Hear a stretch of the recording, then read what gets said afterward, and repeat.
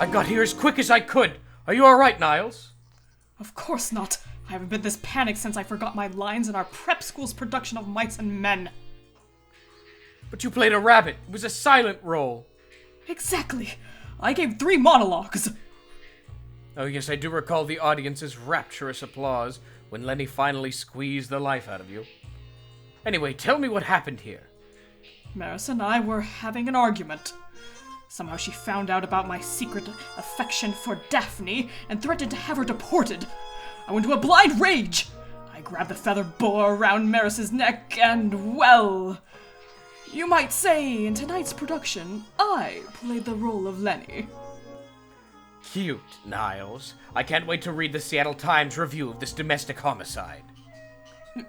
Wait, did you hear that? Sounded like a mouse getting run over by a bicycle.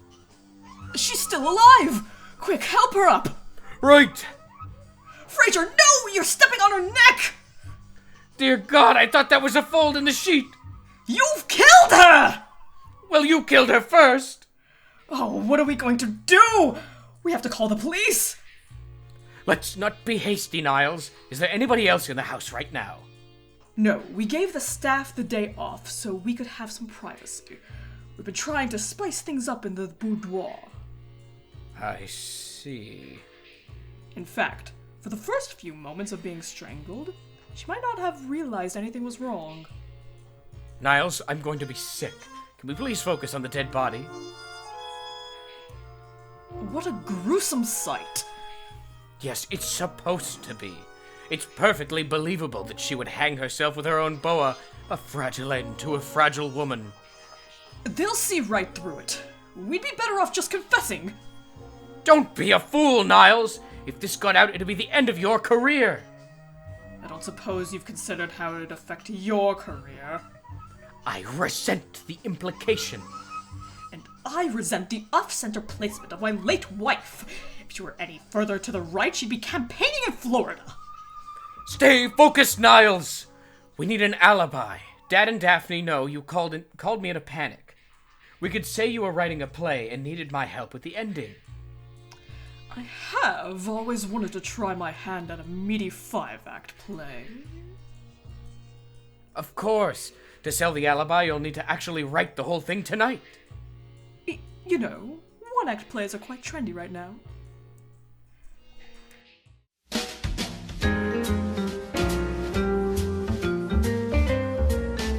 And the butler's betrayal can be foreshadowed during the banquet scene.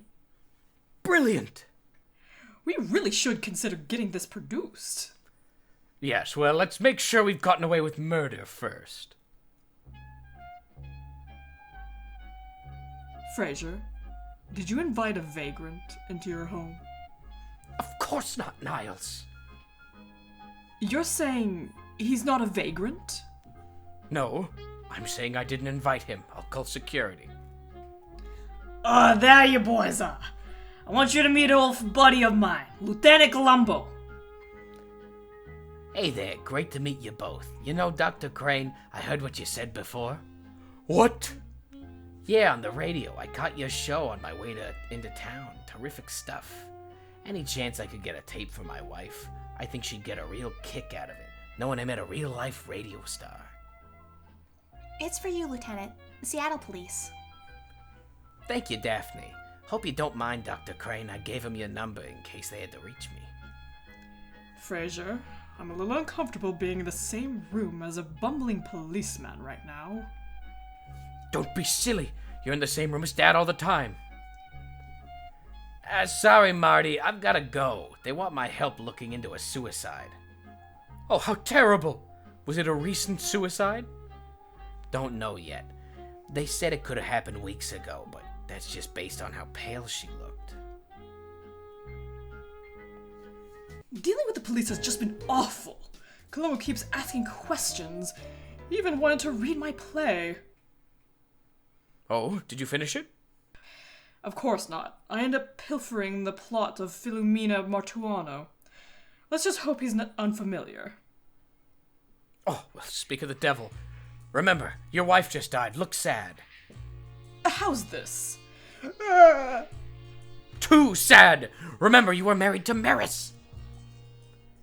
Hey, Dr. Crane. Sorry again for your loss. Looks like I'll be hanging around a bit longer, now that it's a homicide investigation. Homicide? You think my Maris was murdered?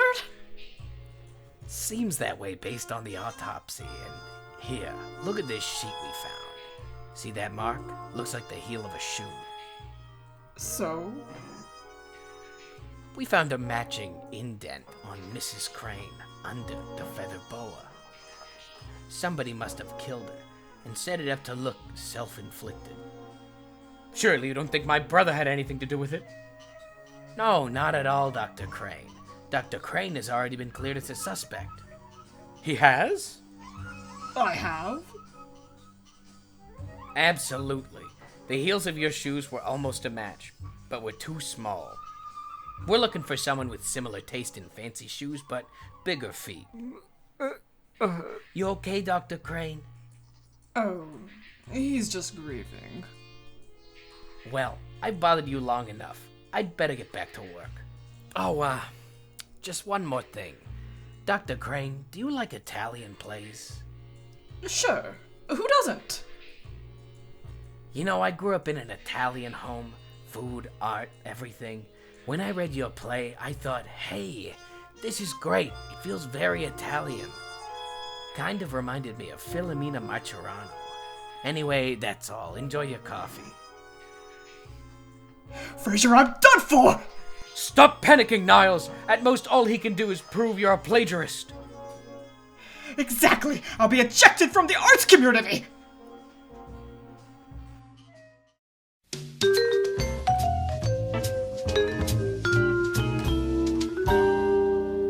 Alas, dear listeners, it's time for our break. Stay tuned for our second hour, where our topic will be paranoia, the lingering fear that something is lurking behind you, ready to strike. Oh, dear God.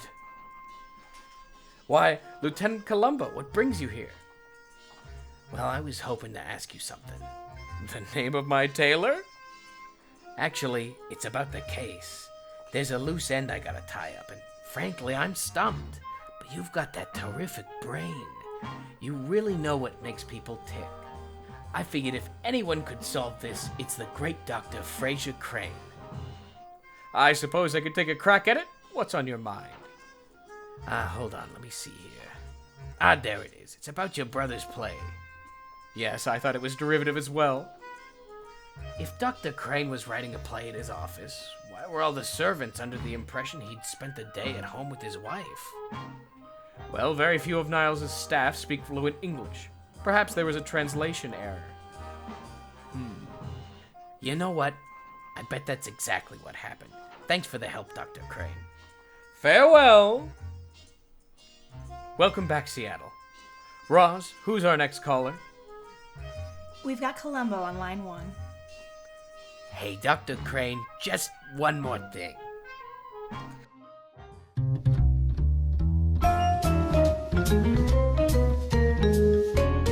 I can't take it anymore, Frasier! He's at the opera. He's at the wine club.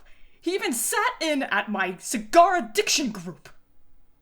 I thought it was a cigarette addiction group. It used to be! He's obviously smarter than he lets on. Maybe it's time to give up. Think, Niles! We won't be the only ones ruined. Dad will be branded a progenitor of killers, and without me to employ our Daphne could end up living on the streets. No! And think of the good work we do as psychiatrists. Without us, Seattle would crumble into unenlightened chaos. The words are deranged, but the way you say them makes me believe. You forget the kind of pull I have in this city. Come on my radio show and squash any rumors of foul play. No jury would convict you, no matter what Columbo tells them. Thank you, Frasier. I feel like celebrating. I bet we'll win a CB award for this broadcast. Perhaps a Pulitzer. Which we'd humbly decline, of course. Of course. Columbo, you wear my patience thin! Somehow you've gotten it in your head that we are responsible for Maris's death, but this harassment will amount to nothing in the absence of evidence. Gee, I didn't mean to upset you, Dr. Crane. Your friend Roz let me use the booth. Nice girl, that Roz. I told her I'd always dreamed of having my own radio show. Oh, really?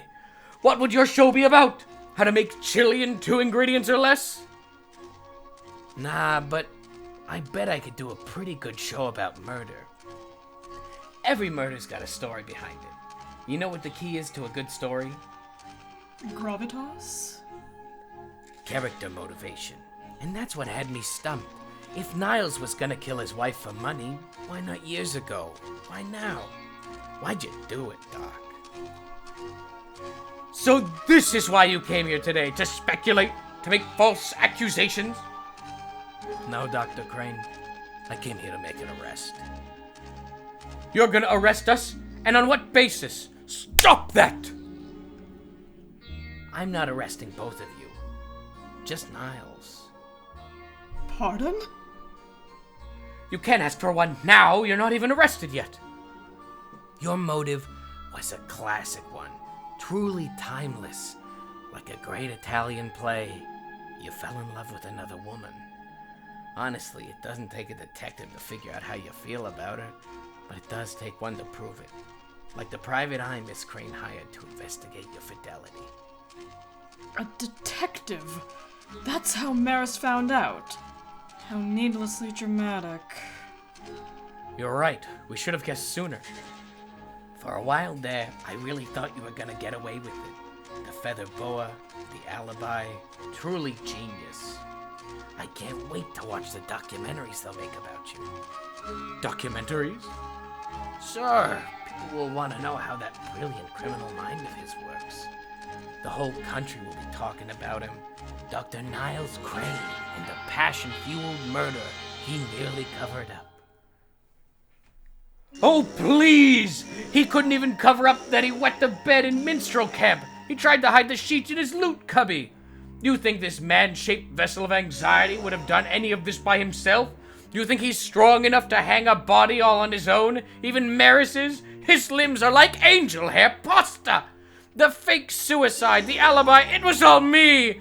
Hell, it was even my big fat foot that finished her off, and I got away with it too! Got away with it? I don't understand. Didn't you just confess? Maybe to your uneducated mind it seems that way. I went to Yale and I'm not following either. I'm sure you thought you could manipulate me, appeal to my ego and get a confession. But the fact is you still have no evidence, and it's your word against mine. The people of Seattle idolize and respect me. They'll never believe the word of a bumbling Los Angeles detective. Now, if you'll excuse me, I have a show to do. Dr. Crane, your show started 2 minutes ago.